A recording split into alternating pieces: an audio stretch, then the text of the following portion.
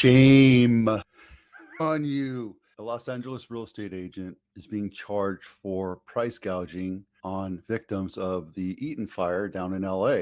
Let's take a look real quick. California Attorney General Rob Bonta today announced filing charges against a real estate agent alleging that she attempted to price gouge a family who was evacuated due to the Los Angeles Eaton fire. This investigation was the result of a review of complaints received by the California Department of Justice. The investigation revealed, after being evacuated from the Eaton fire, the family began searching for rentals through their real estate agent and inquired about renting a Glendale home. The defendant, another Southern California real estate agent, offered the family a new price that exceeded the listing price by more than 50%, which is in excess of the 10% limit in Penal Code 396. Shame on you. I get it. It's human nature, but we should be pulling together as a community, not exploiting those that have been. And we'll see what happens. If she's guilty, shame on her. This episode is brought to you by the Home Inspection Checklist. If you're thinking about selling your house or have a long honey-do list, download this list. If you're looking for a house,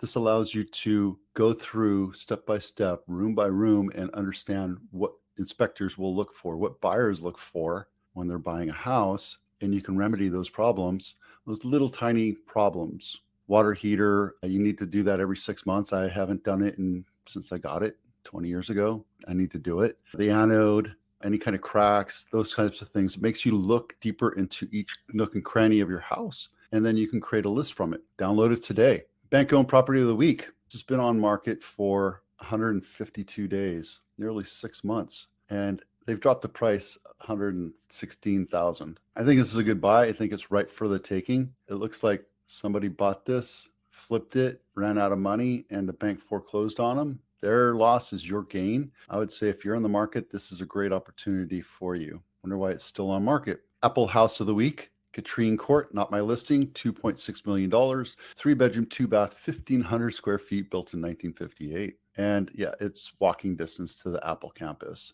which is why I always do this Apple one. Guys, this is awesome because it's in a cul-de-sac. I love cul-de-sacs. It's great because you don't get a lot of drive-by. You get kids that are hanging out there doing what kids do. I think you look at this house and it was upgraded, but not recently remodeled. I think people lived in it and improved it over their time. Yeah, there's a nice little picture of the Apple campus right there. If you're interested, let's go take a look. Mountain View Home of the Week, Velarde Street. It's a 2-bedroom, 2-bath. Not my listing, $3 million. 1,400 square feet, built in 1938. And it is walking distance to Castro Street. Let's take a quick look. Yeah, it's a pretty house. I like it. If I was in the $3 million range market, I would definitely take a look at this one. Guys, if you're thinking about buying a house, this list will help you look at 4, 5, 6 houses at a time, compare and contrast what houses have been upgraded, which ones have dual pane windows, etc. If you're interested in downloading it, print it out before you go home shopping. It's easy to do.